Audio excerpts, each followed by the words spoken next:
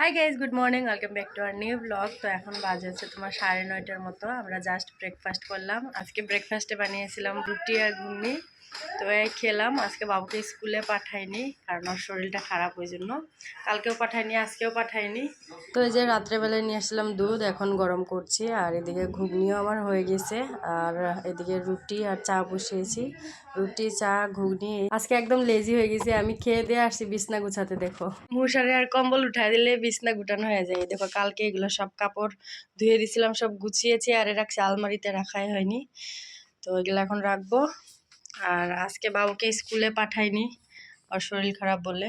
কালকেও পাঠাইনি, আজকেও পাঠাইনি। শরীর ঠিক হলে পাঠাবো। পাপা চলো যাবা দেখতে টমেটোটা, ঠিক অনেক। ও, এখানে বসছিল, নামতে যেয়ে এটার মধ্যে লেগে গেছে। এমনিতেই শরীর খারাপ, লেগে গেছে নামতে যেয়ে। ঘর থেকে দেখতে পাচ্ছিল টমেটো পেকে আছে, আমাকে দেখাচ্ছে কতক্ষণে আসবে। ও দেখতে পায়ে লাগছে বলে আসতে পারছে না দেখতে। তো এখন নিয়ে আসলাম, দেখো কত খুশি হয়েছে। হ্যাঁ, খুলে গেছে না, কই দেখি। তো গাইস, আমাদের খাওয়া দাওয়া হয়ে গেছে কমপ্লিট। এবার দেখো আমাদের বিছনা, কম্বল চম্বল বের করে রেডি আমরা। তো কম্বল চম্বল বের করে নিয়েছি। হ্যাঁ, আমি বের করছি, কম্বল চম্বল বের করে নিয়েছি। এবার ঘুমাবো আমরা। তো এখনো ওর বাবা এসে পাইনি, আসতে আসতে ধর 3টা বাজবে, এখন 2টা বাজে। তো আর 1 ঘন্টার মধ্যে এসে পাবে ওর বাবা।